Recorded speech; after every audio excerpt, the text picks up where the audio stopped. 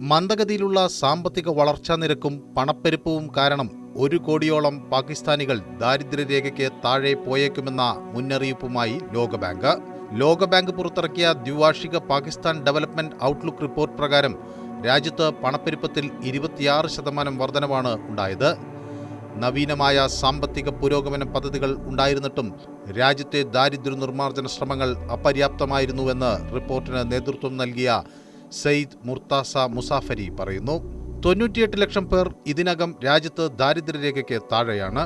പാകിസ്ഥാന്റെ ബജറ്റിന് ലക്ഷ്യം പൂർത്തീകരിക്കാൻ സാധിച്ചേക്കില്ലെന്നും അടുത്ത 3 വർഷത്തേക്കെങ്കിലും രാജ്യത്ത് കമ്മി ബജറ്റാവും നിലനിൽക്കുക എന്നും ലോകബാങ്ക് സൂചിപ്പിച്ചു. രാജ്യത്ത് മിച്ച ബഡ്ജറ്റിന്റെ ആവശ്യകത അന്താരാഷ്ട്ര നാണയനിധി നിർബന്ധമാക്കിയ ഘട്ടത്തിലാണിത്. ദാരിദ്ര്യനിരക്ക് 40% നിലനിൽക്കുന്ന സാഹചര്യത്തിൽ സാമ്പത്തിക വളർച്ച 1.8% തന്നെ തുടരുമെന്നാണ് പ്രവചിക്കപ്പെടുന്നത്.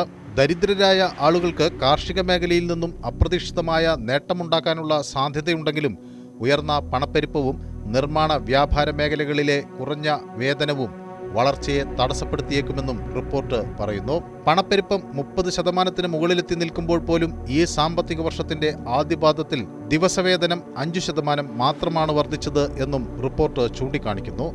യാത്രാ ചെലവുകൾ ഉൾപ്പെടെ ജീവിത ചെലവ് രാജ്യത്ത് വർദ്ധിക്കുന്നതായും ദരിദ്ര കുടുംബത്തിൽപ്പെട്ടവർക്ക് ആവശ്യമായ ചികിത്സകൾ പലപ്പോഴും ലഭിക്കുന്നില്ലെന്നും റിപ്പോർട്ട് പറയുന്നു. രാജ്യത്തെ ഭക്ഷ്യസുരക്ഷയുടെ കാര്യം ആശങ്കാജനകമാണെന്ന് റിപ്പോർട്ട് സൂചിപ്പിക്കുന്നു. കുറഞ്ഞ കരുതൽ ശേഖരവും ഉയർന്ന പണപ്പെരുപ്പവും കാരണം പാകിസ്ഥാന്റെ സമ്പദ് വ്യവസ്ഥ സമ്മർദ്ദത്തിലാണെന്നും ദാരിദ്ര്യം കുറയ്ക്കുവാനുള്ള ശ്രമങ്ങളിൽ പ്രതീക്ഷിച്ച വിജയം കൈവരിക്കാൻ സാധിച്ചേക്കില്ല എന്നും റിപ്പോർട്ട് വ്യക്തമാക്കുന്നു.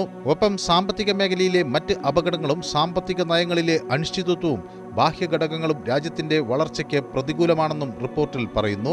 ഇറക്കുമതി നിയന്ത്രണങ്ങളും ഉൽപ്പന്നങ്ങൾക്ക് ആഭ്യന്തര കമ്പോളത്തിൽ ആവശ്യക്കാർ കുറഞ്ഞതും ആഗോള ഉൽപ്പന്നങ്ങളുടെ വില കുറഞ്ഞതും നിമിത്തം ഈ സാമ്പത്തിക വർഷത്തിന്റെ ആദ്യ പകുതിയിൽ പാകിസ്ഥാന്റെ കറണ്ട് അക്കൗണ്ട് ഡെഫിസിറ്റ് $0.8 ബില്യൺ ചുരുങ്ങി. കഴിഞ്ഞ സാമ്പത്തിക വർഷത്തിൽ ഇത് $3.6 ബില്യൺ ആയിരുന്നു. ആഭ്യന്തര ഊർജ്ജ വിലയിലുണ്ടായ വർധനവ് കാരണം പണപ്പെരുപ്പം 26% തന്നെ തുടരുന്നത് ദരിദ്ര കുടുംബങ്ങളെ സംബന്ധിച്ചിടത്തോളം അല്പം ആശ്വാസകരമായ കാര്യമാണെന്ന് റിപ്പോർട്ട് വിലയിരുത്തുന്നു.